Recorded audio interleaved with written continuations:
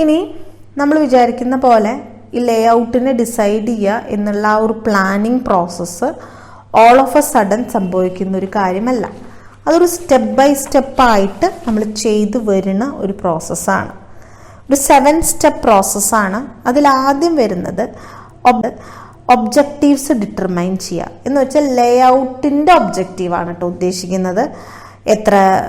അതായത് കപ്പാസിറ്റി എന്താണ്, മെഷീൻസിൻ്റെ പ്രൊഡക്ഷൻ്റെ റേറ്റ് എത്രയാണ്, എത്ര ശതമാനം ഫ്ലെക്സിബിലിറ്റി വേണം, ഫ്യൂച്ചർ എക്സ്പാൻഷൻ വേണോ, അങ്ങനെയുള്ള പല കാര്യങ്ങളുടെ ബേസ് നമ്മൾ എന്തിനു വേണ്ടിയിട്ടാണ് ഈ ലേഔട്ട് ഉണ്ടാക്കാൻ ഉദ്ദേശിക്കുന്നത് എന്ന ആ ഒരു ഒബ്ജക്റ്റീവ് ഡിറ്റർമൈൻ ചെയ്യാൻ.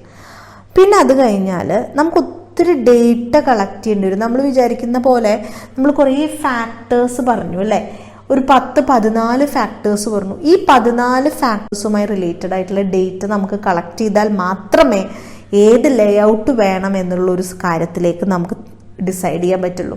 അപ്പോൾ ഈ പറയുന്ന നമ്മളൊരു 14 ഫാക്ടേഴ്സോളം പഠിച്ചു.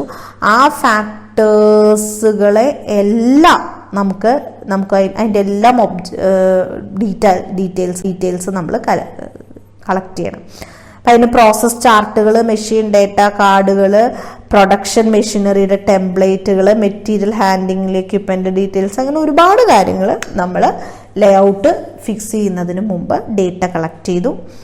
അത് കഴിഞ്ഞിട്ട് നമ്മൾ ഓവറോൾ പ്ലാൻ ലേഔട്ട് നമ്മൾ സെറ്റ് ചെയ്യാണ്. ബിഫോർ ലേയിങ് നമ്മൾ ഏത് ഇതാണെന്നുള്ളത് ഡിസൈഡ് ചെയ്യുന്നതിന് മുമ്പ് overall plan including flow of production, service ആക്ടിവിറ്റീൻ്റെ arrangement, best suited type of building, ഇതൊക്കെ നമ്മൾ പ്രിപ്പയർ ചെയ്യേണ്ടി വരും. അപ്പം അങ്ങനെ നമ്മൾ ഓവറോൾ പ്ലാന് ഫോർമുലേറ്റ് ചെയ്യണം.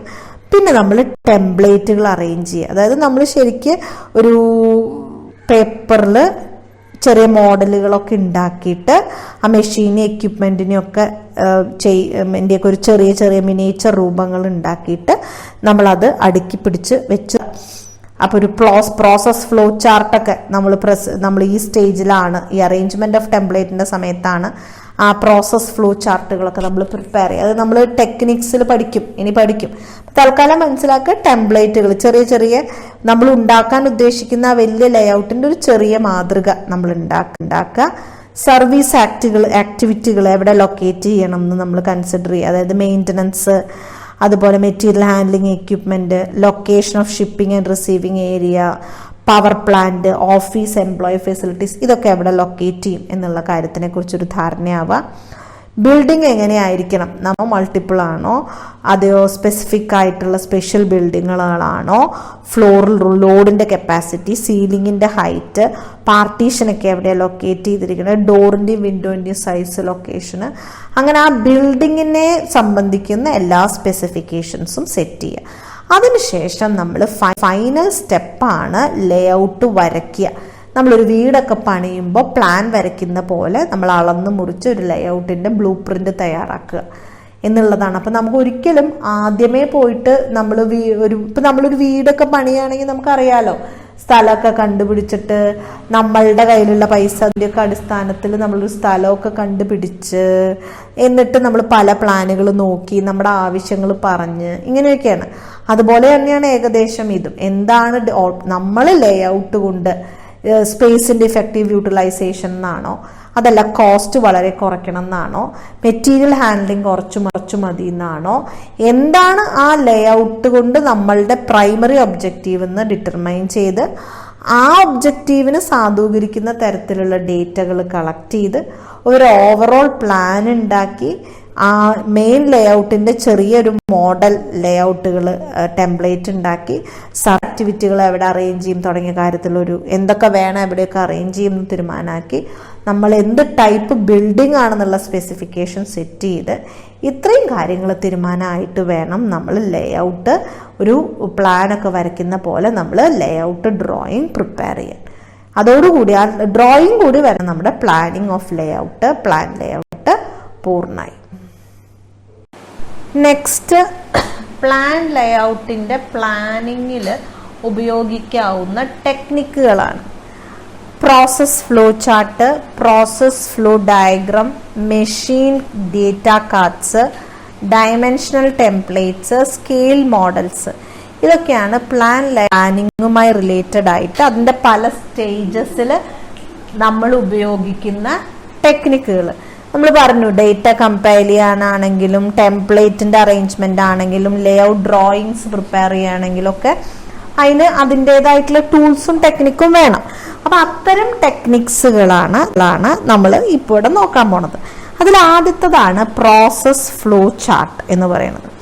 ഇതെന്താന്ന് പറഞ്ഞു കഴിഞ്ഞാൽ ഒരു ചാർട്ടാണ്, sets out the sequence flow of a product or procedure by recording all events under review. ഒരു പ്രോസസ്സിൻ്റെ പ്രൊഡക്ഷൻ പ്രോസസ്സിൻ്റെ ഫ്ലോ വരയ്ക്കുക ചാർട്ടായിട്ട്, അതിനെയാണ് നമ്മൾ പ്രോസസ് ഫ്ലോ ചാർട്ട് എന്ന് പറയുന്നത്. അപ്പോൾ എല്ലാ ഓപ്പറേഷൻസും വളരെ വിശദമായിട്ടൊരു പ്രോഡക്റ്റ്, ഒരു ഓർഗനൈസേഷനിൽ ഉള്ള പല പ്രോഡക്റ്റുകളും ആ പ്രോഡക്റ്റുകൾ ഏതൊക്കെ പ്രോസസ്സിലൂടെ കടന്നു പോകണം എന്നതിനെ കുറിച്ചിട്ടുമുള്ളൊരു ചാർട്ടാണ്. ആ ചാർട്ടിൽ നിന്ന് നമുക്ക് എലിമിനേറ്റ് ചെയ്യേണ്ടത് എങ്ങനെ, റീഅറേഞ്ച് ചെയ്യേണ്ടത് എങ്ങനെ, സിംപ്ലിഫൈ ചെയ്യേണ്ടത് എങ്ങനെ തുടങ്ങിയ ഐഡിയകളൊക്കെ പറ്റും. അപ്പോൾ ഏതൊക്കെയാണ് ഇൻഫ്ലക്സിബിൾ, എവിടെയൊക്കെ നമുക്ക് ചേഞ്ചസ് വരുത്താം, ഏതൊക്കെ അഡാപ്റ്റ് ചെയ്യാൻ പറ്റില്ല, ഏതൊക്കെ റീഡിസൈൻ ചെയ്യണം, അങ്ങനെയുള്ള കുറേ ഡിസിഷൻസ് എടുക്കാൻ ഈ പ്രോസസ് ഫ്ലോ ചാർട്ട് വഴി പോസിബിൾ ആകും. ഇനി വരുന്നതാണ് പ്രോസസ് ഫ്ലോ ഡയഗ്രാം. അത് ആക്ച്വലി പ്രോസസ് ഫ്ലോ ചാർട്ടിന് ഒരു സബ്സ്റ്റിറ്റ്യൂട്ട് അല്ലെങ്കിൽ സപ്ലിമെന്റ് എന്ന് പറയാം. ഇതും ഈ പറയുന്ന പോലെ ഇതിന്റെ കൂടെ ഈ ഒരു പ്രോസസ് ഫ്ലോ ചാർട്ടിന്റെ കൂടെ മെറ്റീരിയലിന്റെ ഫ്ലോ എങ്ങനെയാണ് എന്നുള്ളത് കൂടി, movement of material on the floor plan, അത് കൂടി മാർക്ക് ചെയ്യുമ്പോൾ അതൊരു പ്രോസസ് ഫ്ലോ ഡയഗ്രമായി. അപ്പൊ സാധാരണ ചാർട്ട് പോലെ വെറുതെ ഒരു ഷോ പോലെ ഇങ്ങനെ ഭംഗിയിൽ വരയ്ക്കല്ല ഡയഗ്രാം. അത് സ്കെയിൽ, ഒറിജിനൽ ഫ്ലോർ പ്ലാനിന്റെ സ്കെയിൽ വെച്ചിട്ട് നമുക്ക് വരയ്ക്കാം. അപ്പം അത് ശരിക്ക് നമ്മളുടെ പ്ലാൻഡ് ആക്ടിവിറ്റീസ്, സ്പെസിഫിക് മെഷീൻസിന്റെ ലൊക്കേഷൻ, അത് സ്പേസ് ഒക്കെ ഇഫക്റ്റീവ് ആണോ, കുറച്ചും കൂടി ഒരു ലോജിക്കലായിട്ടും ഇക്കണോമിക്കലായിട്ടും ഫ്ലോ ഓർഡർ വർക്ക് നമുക്ക് അറേഞ്ച് ചെയ്യാൻ പറ്റുമോ എന്നൊക്കെ അറിയാൻ വേണ്ടിയിട്ടാണ്. ഒന്നെങ്കിൽ പ്രോസസ് ഫ്ലോ ചാർട്ട് അല്ലെങ്കിൽ പ്രോസസ് ഫ്ലോ ഡയഗ്രാം, അത്രേ ഉള്ളൂ. ഏതെങ്കിലും ഒന്ന് മതി, രണ്ടും കൂടി വരയ്ക്കണ്ട. ഫ്ലോ ചാർട്ട് ആവുമ്പോൾ കറക്റ്റ് സ്കെയിൽ ഒന്നും എടുത്തിട്ട് ആ രീതിയിലല്ല വരയ്ക്കുക. വെറുതെ നമ്മളൊരു ഡയഗ്രാം നമ്മളിങ്ങനെ ഒരു ചാർട്ട് പോലെ ഭംഗിയിൽ ഇങ്ങനെ എല്ലാം കാണിക്കുകയാണ് ചെയ്യുക. പക്ഷെ കറക്റ്റ് സ്കെയിലും കൂടി എടുത്തിട്ട് വരയ്ക്കുന്നതാണ് പ്രോസസ് ഫ്ലോ ഡയഗ്രാം.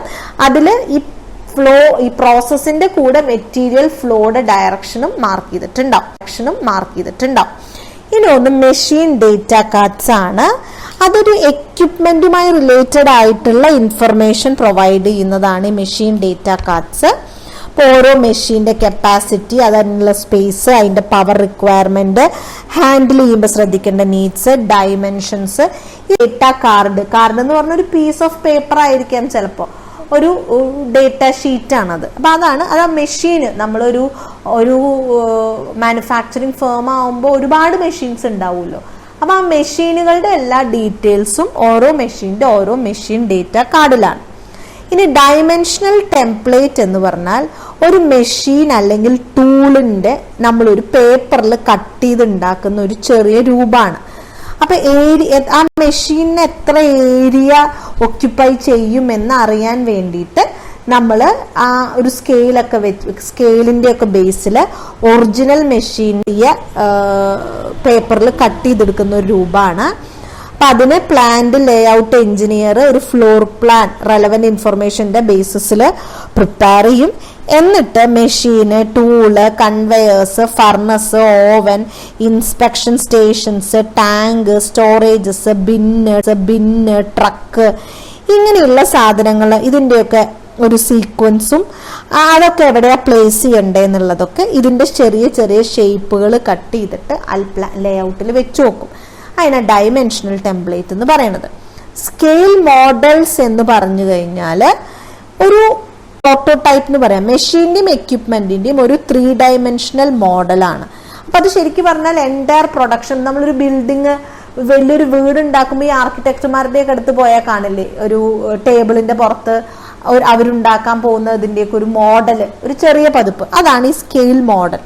മൊത്തം ലേഔട്ട് കാർഡ്ബോർഡിലോ വുഡിലോ പ്ലാസ്റ്റിക്കിലോ ഒക്കെ ശരിക്കുള്ള മോഡൽ ഉണ്ടാക്കി വെച്ചിരിക്കണം. അപ്പൊ ശരിക്ക് ഇത് ആ മോഡലിന്റെ ഒരു മിനിയേച്ചർ ഫോം ആയിരിക്കും ഈ സ്കെയിൽ മോഡൽ. മൊത്തം ഈ മോഡൽ ഉണ്ടായി കഴിഞ്ഞാൽ എങ്ങനെ ഇരിക്കും കാണാൻ എന്ന്, ഈവൻ സർവീസ് ആക്ടിവിറ്റീസും കൂടി ഇൻക്ലൂഡഡ് ആയിട്ട്, അതാണ് സ്കെയിൽ മോഡൽസ്. അപ്പൊ ഇത്രയും സംഭവങ്ങളാണ് പ്ലാന്റ് ലേഔട്ടിന്റെ ടെക്നിക്സിൽ വരുന്നത്.